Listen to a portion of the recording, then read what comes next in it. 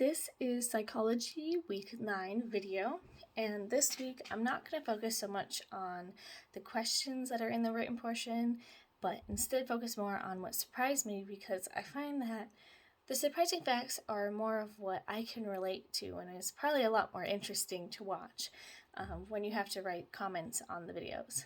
So the first one is that when we're younger, that is the prime time to learn another language.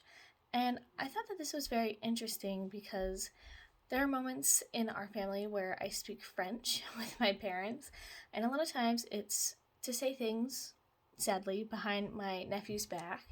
And it's like, oh, they're tired, or oh, it's going to be time to brush, teeth because it's getting late.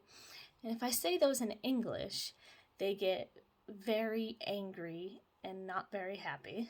So instead, I say it in French.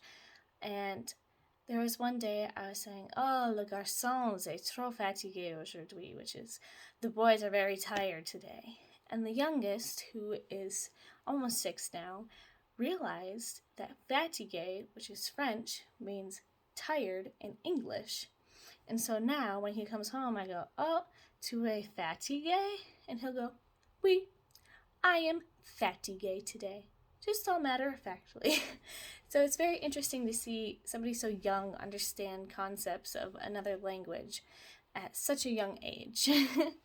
The next part that I found extremely interesting was the pianist that was in a competition about Tchaikovsky pieces, and he went to jail during one of the wars, and when he got out, he was able to pick back up these piano pieces like no time had gone by.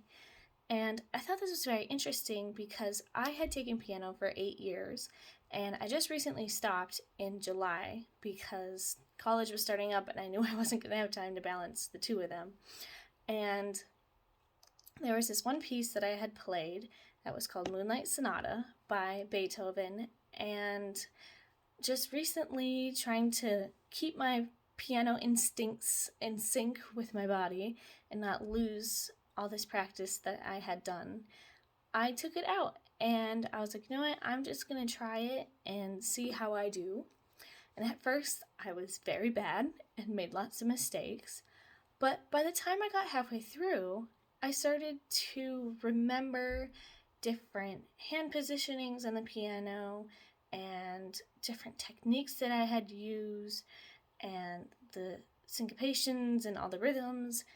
And I surprised myself because after the halfway point, I started making almost no mistakes, and I actually got all the way to the end of the piece and I finished it. And to this day, even before I started this video, I practiced it and I barely got any notes wrong, and I'm very proud of myself that I had remembered so much because I really didn't think I'd remember it. But just like this pianist in China, he was able just to pick it right back up. But I'm kind of going over on time, so thank you for watching, and I hope those two things were very interesting or is something that you guys have relate to.